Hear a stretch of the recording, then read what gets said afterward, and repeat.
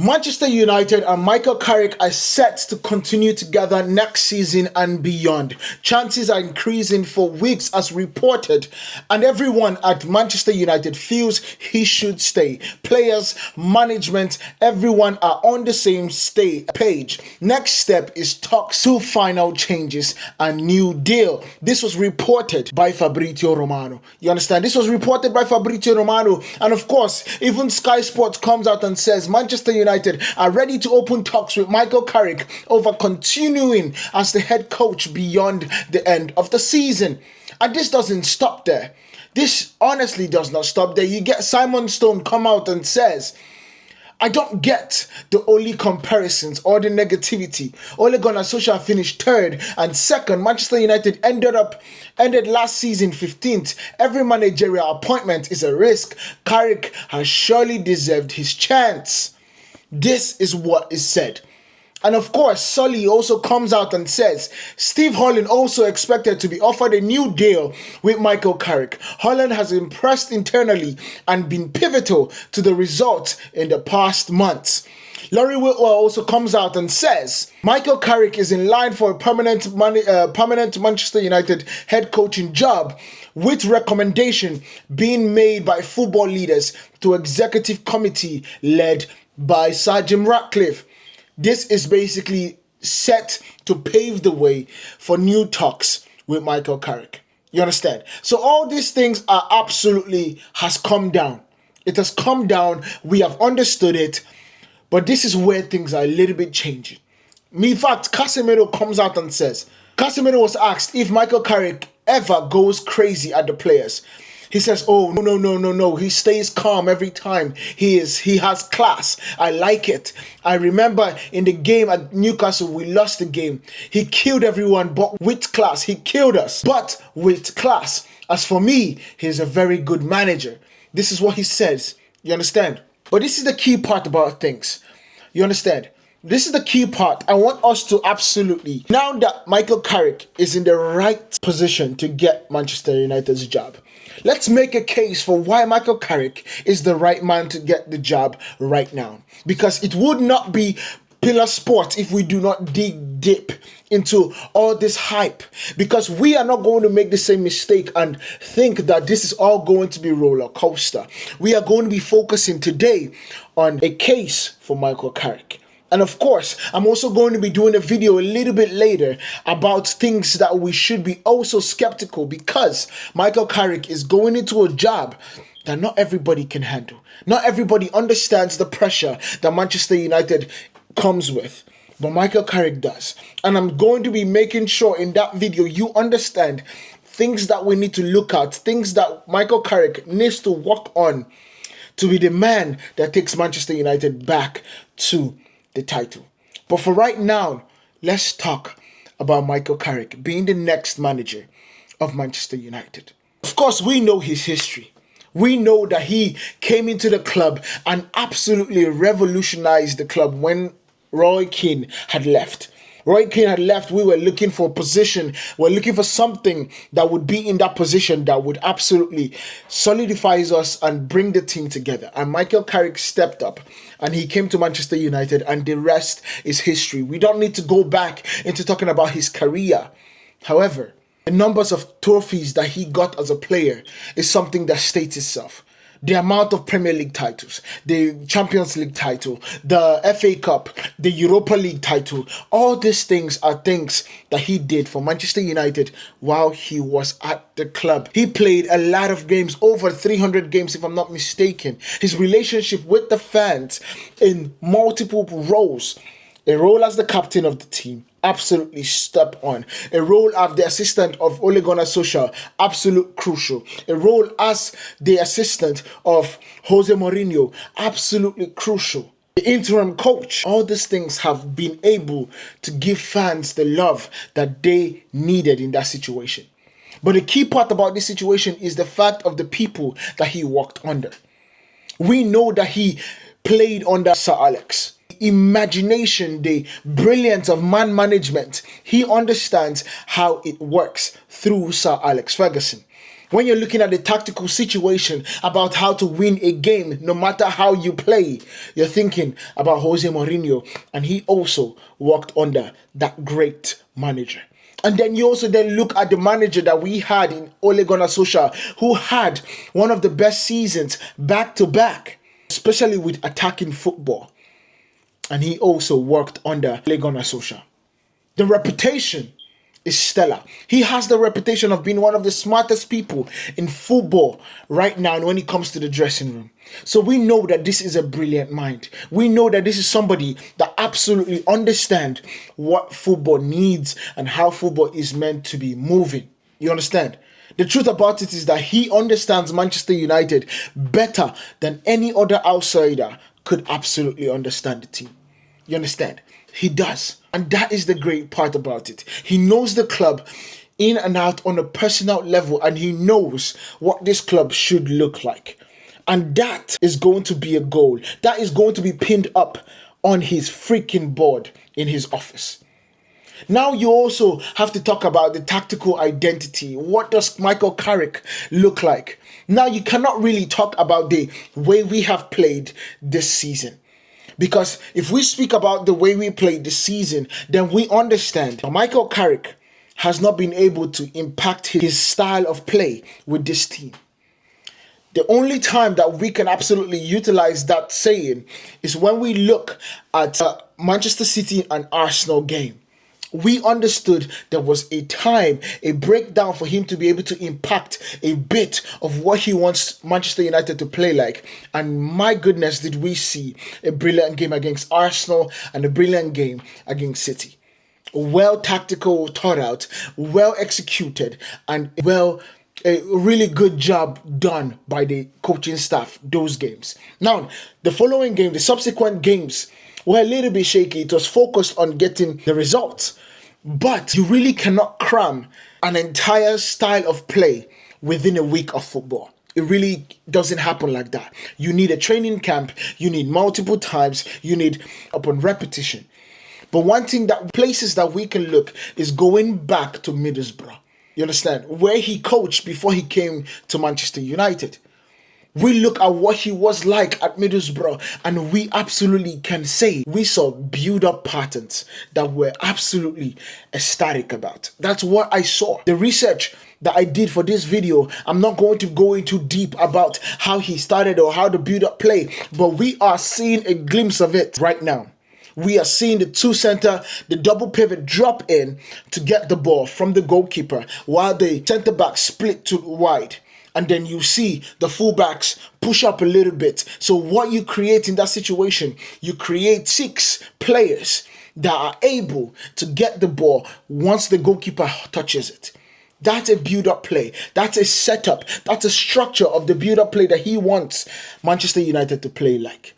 Now, we have not been really good at it because Casemiro is also not a player that can do that very well. We also saw Sané Lemens not very used to it, leading to the Liverpool second goal, the Liverpool equalizer by Cody Gakpo.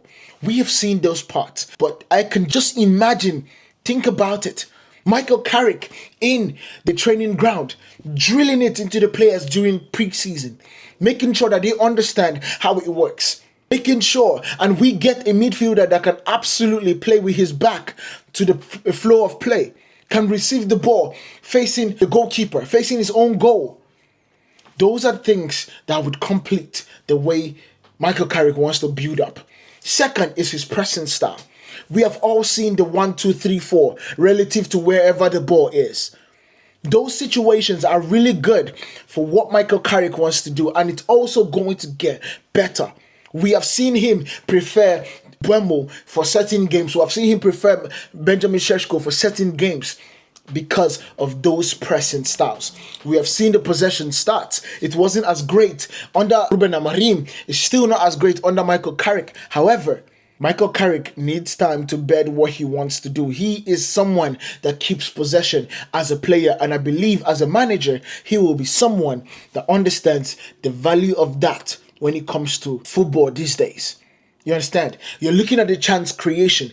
There was not a big hype, a big spike in the chance creation that we got under Ruben Amorim and under Michael Carrick. But one thing is for sure, him allowing Kobe Mainoo to be able to get back to his best is going to increase the chances that we create. The defensive structure, the bringing in of the coaching staff like Woodgate, Donny Evans absolutely helped us realize the way we were meant to set up defensively.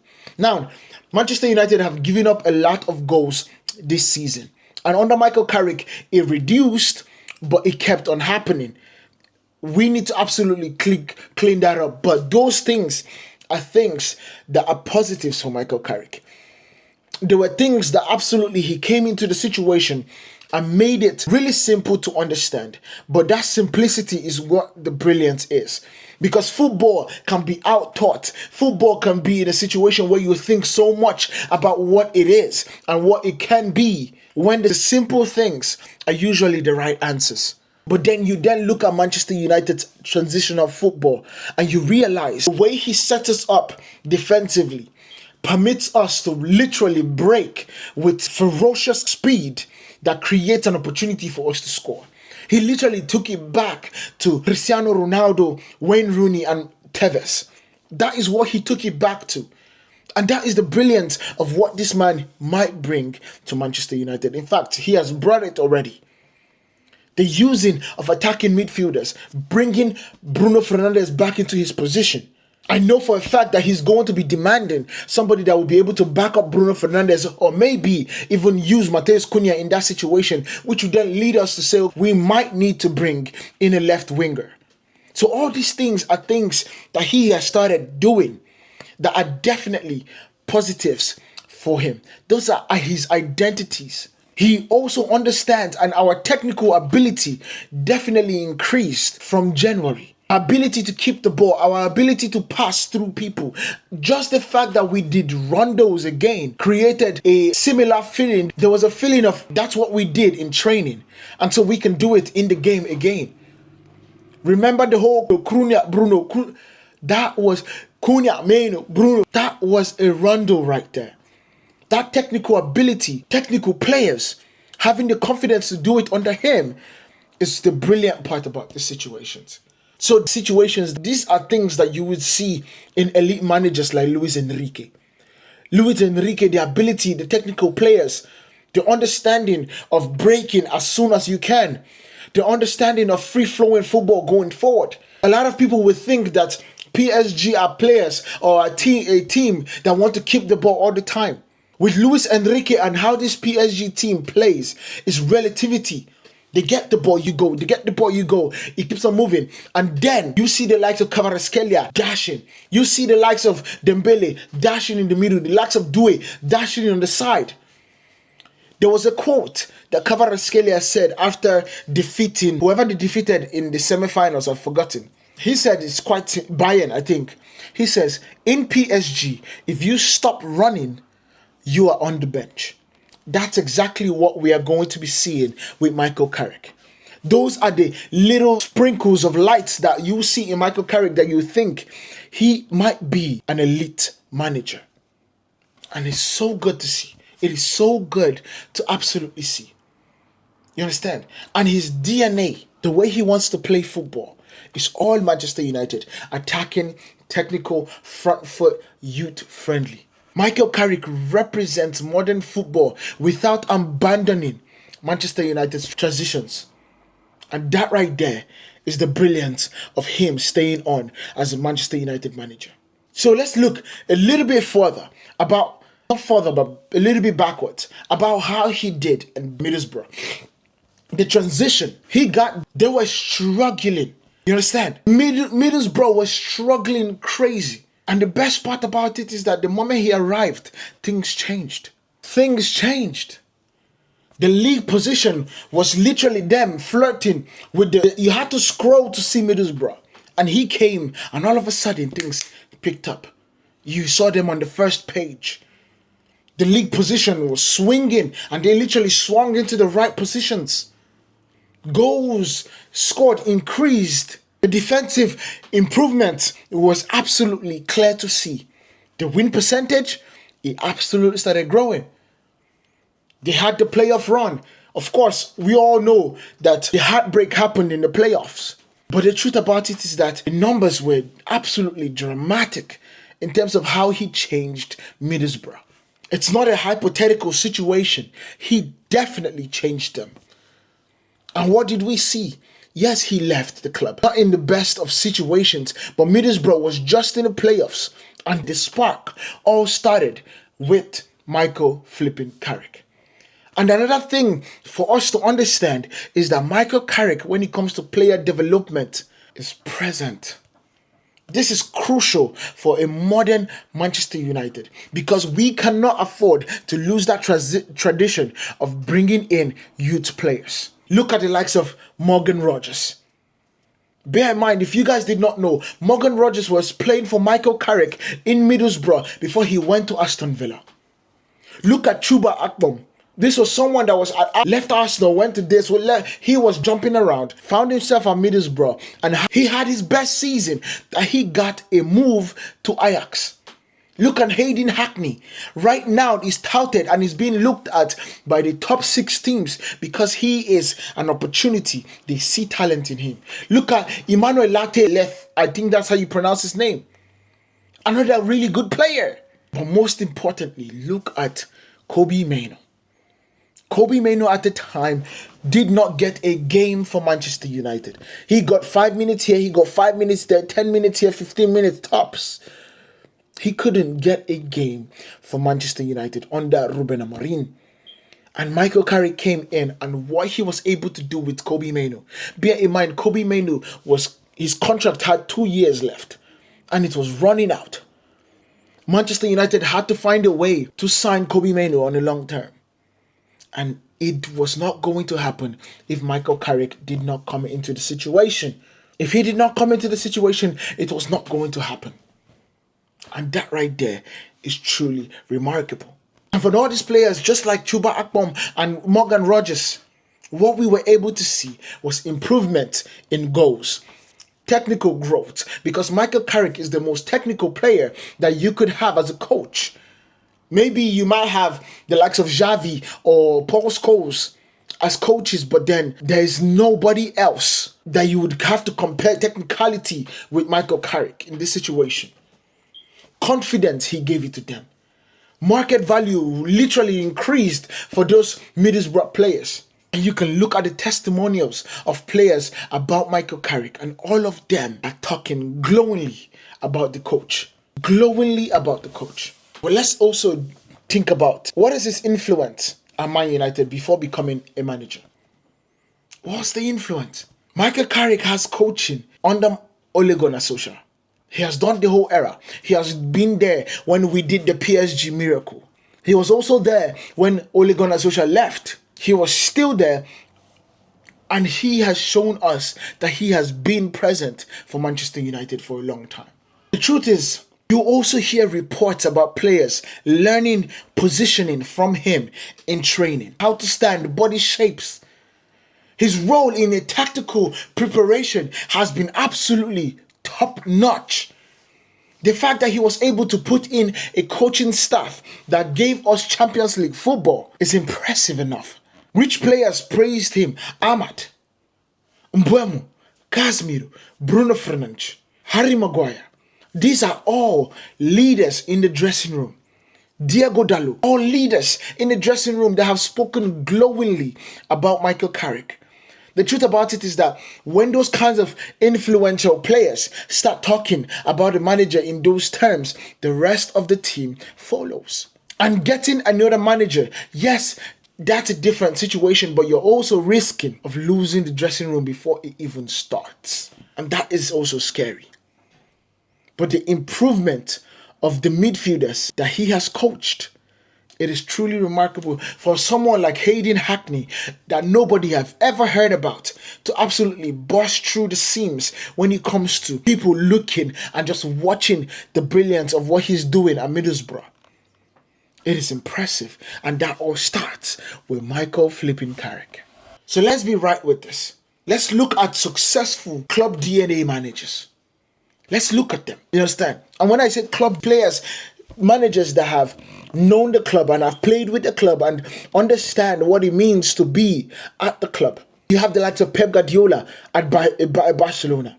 You have the likes of Xavi Alonso at Real Madrid. Don't get me wrong, he did not work out at Real Madrid, but that was not his fault. It was the absolute babies, the divas that are in the dressing room. But he still has 70% win rate at Real Madrid. Had gone to Leverkusen and absolutely given them something that they never thought could be possible. When he arrived at Leverkusen, Leverkusen was struggling at the bottom of the Bundesliga. He got them safety that year. The next year, we saw the unbeaten season, the never losing season. We have gained Real Madrid, somebody that understands what the DNA of the club is, and took them to back Champions League finals and Champions League wins. We also have Mikel Arteta that was learning under Pep and now took over the role at Arsenal, and we all see what he has been able to do at Arsenal because he understood and he knows the DNA of Arsenal. You also see Hansi Flick at Bayern Munich. You understand? The point is not that Michael Carrick is already elite. The point is, elite managers often edge unexpectedly. You never can tell when you become elite. You never can tell where an elite manager is going to come from. Whether it's from an interim job or is from your academy. Look at the Southampton manager. He was the assistant manager of Will Steele, if I'm not mistaken. And all of a sudden, boom, he has taken over and he's Southampton's savior so far.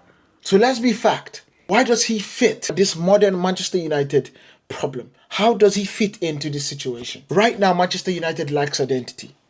We have overpaid stars. We have no midfield control. We have poor player development. We have disconnections with the fans, and we have constant managerial resets.